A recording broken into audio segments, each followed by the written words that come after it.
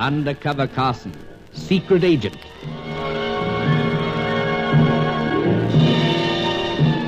Operation Deathray, an assignment in Rio.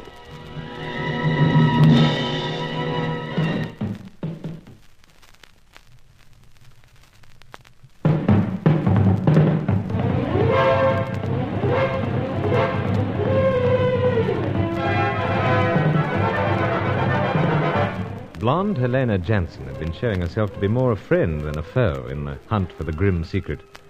But after the episode of the Portuguese pipe and my near death from its lethal barb, Sir Giles Davenport rated her the most dangerous of my friends of the fairer sex. Fay Corelli and Hetty Fitzhenry were south in Sao Paulo, but precisely where and why we had yet to discover. Sally Bruin was working as secretary to Sir Giles' explorer friend, Commander Julius Grant. She called at the Davenport apartment where I was laid up, but it did me no good to hear that she'd been out to the night spots with my former school chum, Roger Deauville. It was from Sally's father, the late Jacob Bruin, one of the 6 scientists known to have landed in South America, that we received a boost to our search.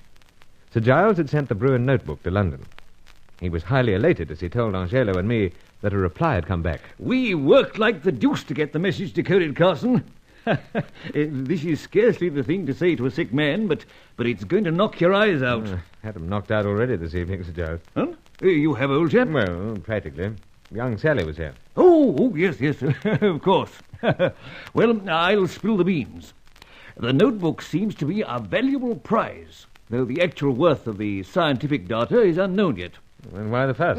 Give me a chance, old chap. I'm sorry, sir. Go on. We know that the scientists setting out from Europe for South America had been engaged in various phases of the Deathray project. Oh, sir. Anton Zurovsky, for instance, on the construction of the plant. Exactly. Well, Carson, neatly tucked away amid the various notes was the general pattern. Pattern?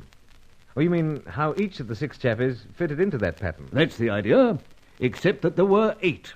8? Yes, indeed. Oh, Excellency, our task is greater than at first we believed. Now, the pair of you. Pause a moment. Think. 6 scientists arrive. However... Of course. When the plane crashed, 2 of them were killed. That's more like it. And those 2 we know. How so? Their names have been crossed out. Oh, good. So 6 are left. And we know 4 of them. We do indeed. Dr. Diaz. No use to us. Anton Zurovsky. Dead. Professor Jacob Bruin. Also dead. The elusive Charco. And the man who beat us to Diaz, Zurovsky and Bruin, and still unaccounted for. Now, for the other 2, sir. Here they are. First of all, we have this name, Martin Schroeder. Martin Schroeder, Does it mean anything to you? No, afraid not. Well, at least it's a name.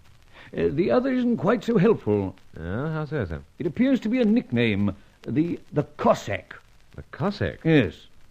Means nothing as it stands. But man alive, at least we have some means of identifying our scientists. In the past, the difficulty has been to get any sort of a lead. We've been groping blindly. True, sir. We haven't exactly got home addresses, but with the aid of Angelo's numerous relatives and acquaintances, I've no doubt that we shall soon know which way to turn to take up the trail again. Rather thought we knew that, sir. Oh, Carson, how the blazes... Sao Paulo. Why Sao Paulo? Both Fay and Hetty have mysteriously deserted Rio for Brazil's other glamour city. Must be some reason for it, especially as they're not working under the same colours. Yes, old chap, but one thing at a time. Now, Angelo. I hear all, Excellency. Then you know what is wanted of you? Well, to a point, Excellency. To a point? Dash it all. We want you to track down a certain Martin Schroeder and someone nicknamed the Cossack. But the Cossack, Excellency, I do not understand. Oh, of course. Forgive me, old chap. I often take so much for granted. The Cossacks were famous horsemen of Russian origin.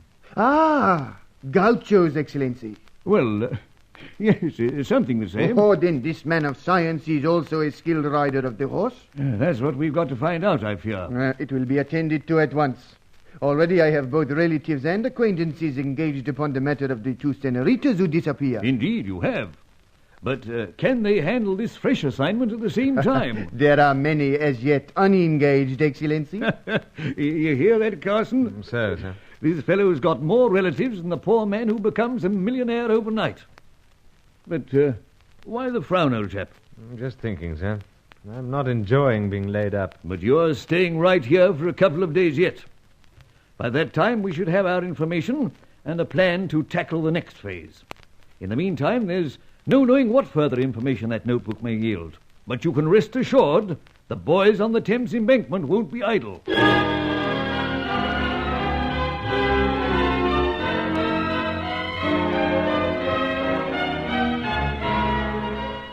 Well, perhaps they weren't idle, but nothing further came to light. Nor did Angelo have anything to report in the 2 days that followed. Days of incredible frustration. Though regular visits from Sally Bruin broke the monotony. A most refreshing young lady. Howsoever, I demanded that I should return to my hotel. I promised to Giles I would take things quietly until something broke. It seemed no great effort to stroll through the crowds to a certain antique shop. Why was I so anxious to see Helena Jensen? Well, I had a debt to settle. There was a look of genuine concern on her finely moulded features as she came towards me. Bruce. I just dropped by. Everything's all right now. I bustled through with that last customer. Rather noticed, then. Well, I was so concerned the moment I saw you. Concerned? At your appearance. Oh, best suit, best pipe. But you look so pale. You haven't been sick? Oh, a bit off colour, that's all. Nothing serious, I hope.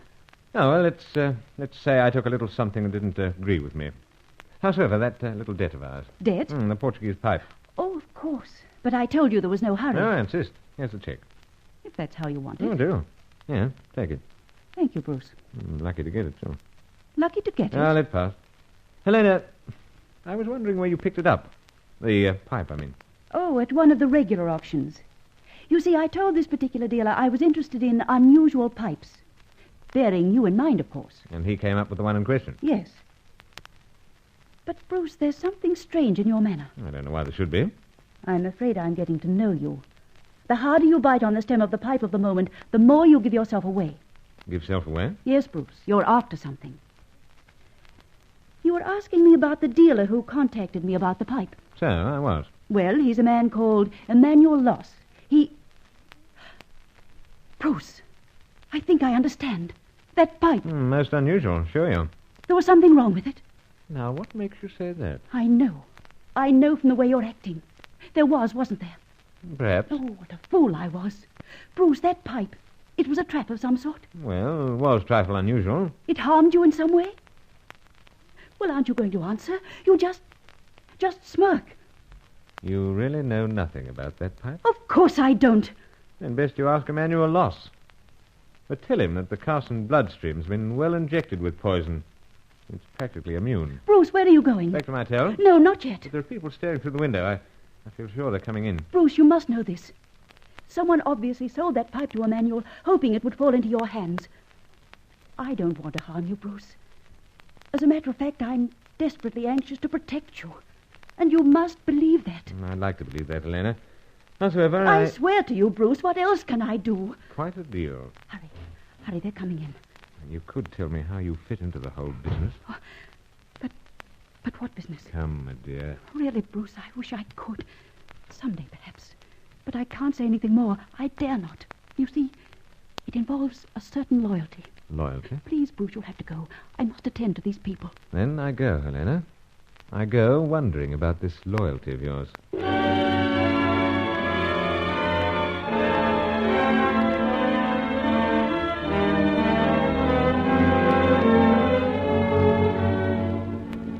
I wondered for quite some time. I wended my way through the gay shopping crowds of Rio, along the black and white mosaic footpaths, past the colourful little cafes. It was strange to hear Helena speaking of loyalty. We knew that she'd once been a British agent, but then dropped because her double dealings with a rival power had been detected. I was thinking about all this when I felt a hand on my shoulder. I stopped and looked around. Signor Carson. Huh? Oh, Reliana. Ah, then I am not forgotten. My dear fellow, I make a point of remembering the proprietors of cafes and cabarets, especially when such hospitality was offered. I fear that the offer of free meals and drinks may no longer hold good at Blanca Tulipa. Then you found Mademoiselle Corelli? Found her. Would I be in the States, Signor, had she returned? She hasn't, eh? Indeed not. Without the attraction of her superb dancing, the attendance is extremely poor. But that matters nothing. All I wish is that the senorita should return and put my tortured mind at ease. She has my heart, senor. Did I not convince that? Oh, so? And did you not undertake to assist me in the search for her? I did. Then why are you idle? Idle? You have not reported anything to me. Oh, I've been making inquiries. Ah, you have? Where? What have they used? Now, steady, old chap. I must know. I am a desperate man. Look, I don't want to be pestered by you, Juliana. I told you I was as interested as you in locating the dear creature. I'm going about that my own way. Oh. So let's get something straight. When she's found, you'll hear, I trust. Meanwhile, the saying is, keep out of my hair.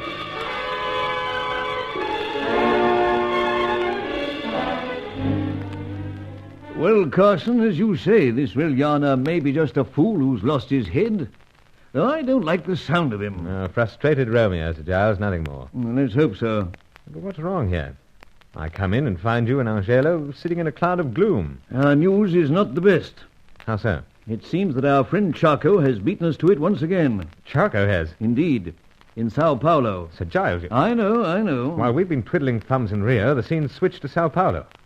That's why Fay and Hetty were there. It would appear so, Carson. Then what are we doing here? I rather agree now that we might be in the wrong spot.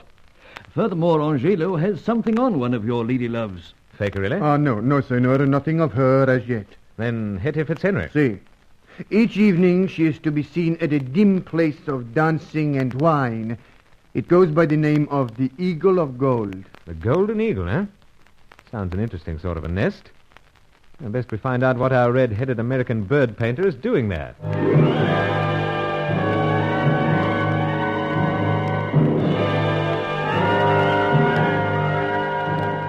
Had the mysterious Charco struck once again, so placing still another part of the Deathray secret beyond our reach?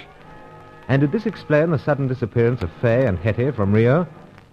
So began another shadowy phase in Operation Deathray.